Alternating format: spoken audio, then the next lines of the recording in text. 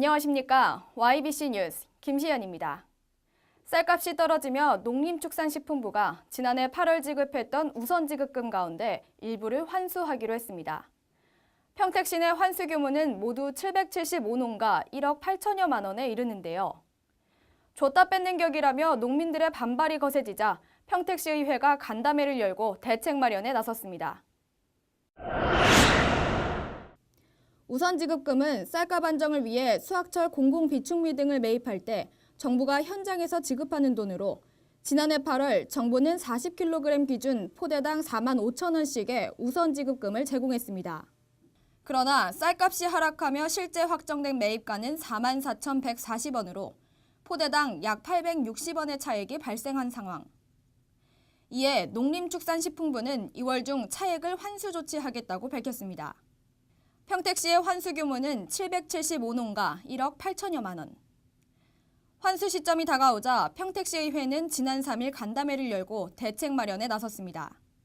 김수우 평택시의회 의원, 집행부, 이종환 쌀전업농 회장을 비롯한 농민 관련 단체 등이 참석한 가운데 평택시와 농민 간 서로의 의견이 오고 갔습니다. 정부의 무분별한 수입쌀 정책이 이번 사태의 원인이라며 책임도 정부에게 있다고 주장하는 이정환 쌀전업농 회장. 정부 책임이 어려울 경우 지자체에 보전 방안을 요구했습니다. 정부가 가지고 있는 것들은 그 수입행장이 가지고 있는 거 아니에요? 몇 년째 쌓이면서 그걸 개고치를 못하면서 코로나까지 온 거니까 거기다 책임지겠나 정부가 져야 된다고 보는 거죠. 또 지금 정부가 어렵다고 하면 지자체에서라도 좀 보전을 해서. 집행부 관계자는 우선지급금을 기준치보다 높게 책정해 지급했기 때문이라며 현실적으로 대납은 어려운 상황이라고 설명했습니다.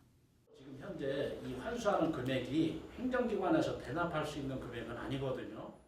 환수 조치는 결국 줬다 뺏는 격이라며 목소리를 높인 농민 관련 단체는 중앙정부와 농민의 반부담, 지자체의 대납 조치 등을 촉구했습니다. 이에 중앙정부의 정책에 시가 나서 대납을 하는 등 개입을 할 경우 중앙정부의 견제를 받을 수 있다는 염려를 내비친 평택시의회.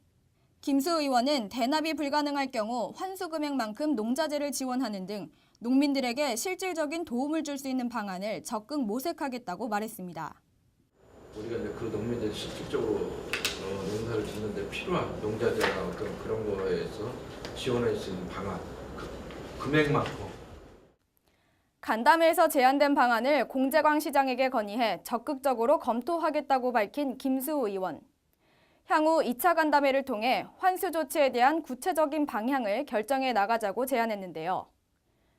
우선지급금 환수 조치에 대한 농민들의 반발이 거세지고 있는 가운데 평택시가 내놓을 해결안에 평택시 내 농민들의 이목이 집중되고 있습니다. YBC 뉴스 김시현이었습니다. 시청해주셔서 감사합니다.